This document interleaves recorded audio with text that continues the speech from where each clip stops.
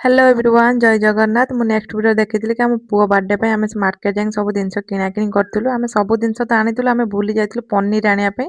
ଯେହେତୁ ଆମ ରାତିରେ ପନିର ଆଉ ପୁରୀ କରିବାର ଥିଲା, ତ ଆସିକି ଘରେ ପହଞ୍ଚିକି ଦେଖିଲା ବେଳକୁ କି ପନିର ଆଣିନୁ। ଆଉ ଥରେ କିଏ ମାର୍କେଟ ଯିବ ଭାବିକି ମୁଁ ଏଠି ସୁଜି କ୍ଷୀରି ଆଉ ପୁରୀ କରିବା ପାଇଁ ବସି ପଇଲି। ଏଇଠି ମୁଁ କ୍ଷୀରି କଢ଼େଇରେ ବସେଇ ଦେଇ ତା ସହିତ ମୁଁ ଏଠି ପୁରୀ କରୁଛି, କାରଣ ବହୁତ କମ୍ କ୍ୱାଣ୍ଟିଟି କରିବାର ଥିଲା। ତ ସେଥିଲାଗି ମୁଁ ସୁଜିଟା ଯେହେତୁ ଅଧିକ ସୁଜି ବସେଇ ଦେଇଥିଲି କଢ଼େଇର, ସେ କଢ଼େଇ ପୁରା ଫୁଲ୍ ହେଇଥିଲା। ତାପରେ ମୁଁ ହାଣ୍ଡିକୁ ଟ୍ରାନ୍ସଫର କରିଦେଇଥିଲି। ଏଠି ପୁରୀ ସବୁ କରିସାରିଲା ପରେ ଆସିକି ମୁଁ ଡେକୋରେସନ ମୋ ନନାର ମୋର ଲାଗି ପଡ଼ିଥିଲୁ କରିବା ପାଇଁ। ଏଠି ଆମ ଦି ଜଣ ହସ ଲାଗୁଛି, କାରଣ ଏଠି ଆମେ ସବୁ କରିସାରିଲା ପରେ ଆମ ବାର୍ଥଡେ ବୟ ନାହିଁ, ସେଥିରେ କୁଆଡ଼େ ପଳେଇଛି। ତାକୁ କଲ୍ କରି ଡାକିଲେ ଏଠି ଛୋଟ ଛୁଆ ପୁରା ଅସ୍ଥିର ବ୍ୟସ୍ତ ହେଲେଣି, କାରଣ 9ଟା ବାଜିଲାଣି, ସମସ୍ତଙ୍କୁ ନିଦ ଆସିଗଲାଣି। ତ ଫାଇନାଲ ତାକୁ ଡାକିଲା ପରେ ଆମେ ଏଇଠି କେକ୍ କାଟିବାକୁ ଲାଗି ପଡ଼ିଲୁ। ଏଇ କେକ୍ଟା ଆମେ ଆଣିଥିଲୁ, ବେଶୀ ବଡ଼ କେକ୍ ଆଣିଲୁନୁ, କାରଣ ଆମେ ଛୋଟ ଛୁଆଙ୍କୁ କେକ୍ ଗୁଡ଼ାକ ଦେବୁ, ଆମ ଘରେ ଏତେ କେହି କେକ୍ ଖାଆନ୍ତିନି।